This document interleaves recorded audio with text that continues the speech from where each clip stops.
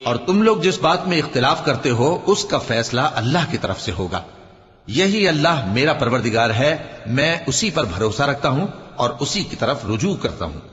وہی ہے آسمانوں اور زمین کا پیدا کرنے والا، اسی نے تمہارے لیے تمہاری ہی جنس کے جوڑے بنائے اور چوپایوں کے بھی جوڑے بنائے. وہ اسی طرح تم کو پھیلاتا رہتا ہے، اس جیسی تو کوئی چیز نہیں، اور وہ سنتا ہے، دیکھتا ہے. آسمانوں اور زمین کی کنجیاں اسی کے پاس ہیں.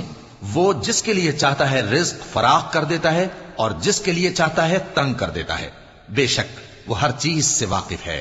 اس نے تمہارے لیے دین کا وہی رستہ مقرر کیا جس کے اختیار کرنے کا نوح کو حکم دیا تھا، اور جس کی اے نبی ہم نے تمہاری طرف وہی بھیجی ہے، اور جس کا ابراہیم اور موسیٰ اور عیسیٰ کو حکم دیا تھا.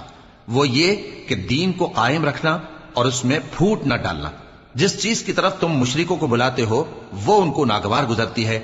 اللہ جس کو چاہتا ہے اپنی بارگاہ میں برگزیدہ کر لیتا ہے، اور جو اس کی طرف رجوع کرے اسے اپنی طرف کے رستے پر چلا دیتا ہے. اور وہ لوگ جو الگ الگ ہو گئے تو علم حق آ چکنے کے بعد آپس کی ضد سے ہوئے. اور اگر تمہارے پروردگار کی طرف سے ایک وقت مقرر تک کے لیے بات نہ ٹھہر چکی ہوتی تو ان میں فیصلہ کر دیا جاتا.